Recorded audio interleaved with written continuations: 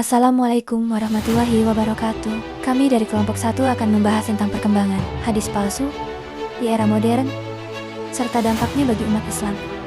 Di zaman sekarang, informasi sangat mudah kita dapatkan, terutama melalui media sosial. Namun, tidak semua informasi itu benar, termasuk hadis yang mengatasnamakan Nabi Muhammad SAW. Penting bagi kita untuk memahami apa itu hadis palsu, bagaimana penyebarannya, kepentingan tertentu, serta dampaknya. 1.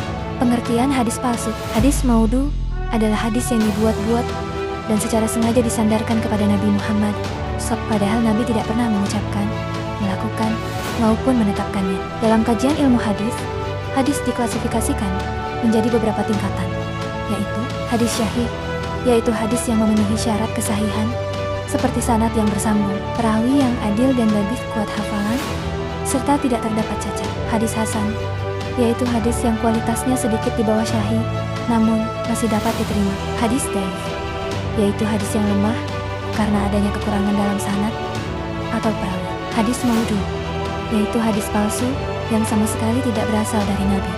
Adapun ciri-ciri hadis palsu antara lain, isi hadis tidak masuk akal atau berlebihan dalam menjanjikan pahala atau ancaman, bertentangan dengan Al-Quran, atau hadis syahih tidak memiliki sanad yang jelas.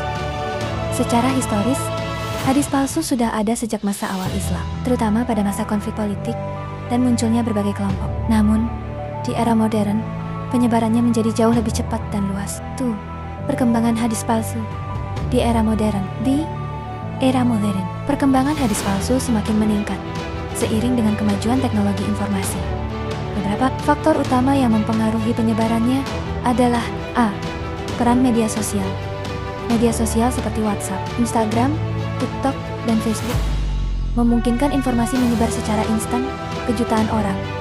Sayangnya, banyak pengguna yang langsung membagikan informasi tanpa melakukan verifikasi terlebih dahulu. B. Budaya share tanpa tabayun. Masyarakat cenderung mudah percaya pada konten yang menyentuh emosi, terutama yang berkaitan dengan agama. Hal ini menyebabkan hadis palsu cepat viral. C. Quotes Islami tanpa sumber.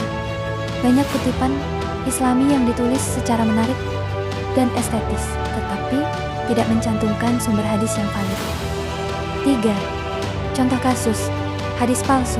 Contoh yang sering beredar di masyarakat adalah pesan berantai seperti, barang siapa menyebarkan pesan ini kepada 10 orang, maka ia akan mendapatkan pahala besar, dan jika tidak menyebarkannya, akan mendapatkan dosa. Pesan tersebut bukanlah hadis, melainkan informasi yang dibuat untuk memanipulasi pembaca agar ikut menyebarkannya. Contoh lain adalah klaim pahala yang sangat besar untuk amalan tertentu tanpa adanya sumber dalam kitab hadis yang muktamad.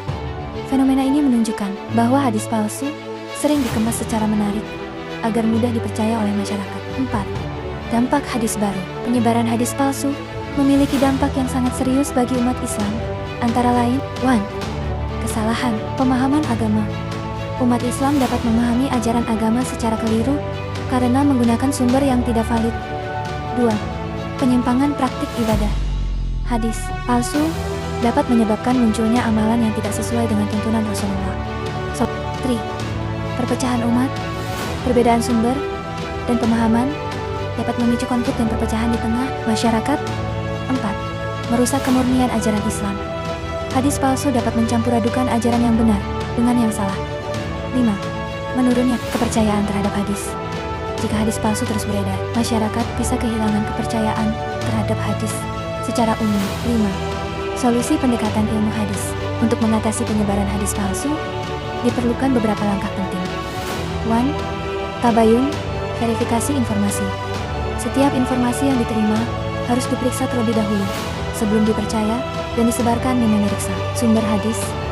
Pastikan hadis memiliki rujukan dalam kitab hadis yang terpercaya, seperti Sahih Al-Bukhari dan Sahih Muslim.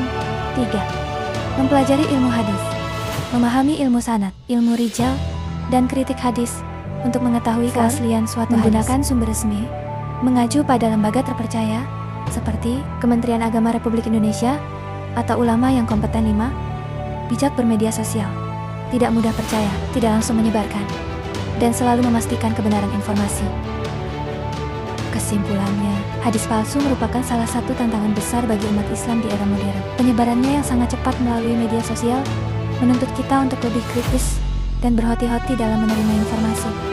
Dengan menerapkan sikap tabayun dan memahami ilmu hadis, kita dapat menjaga kemurnian ajaran Islam dari penyimpangan.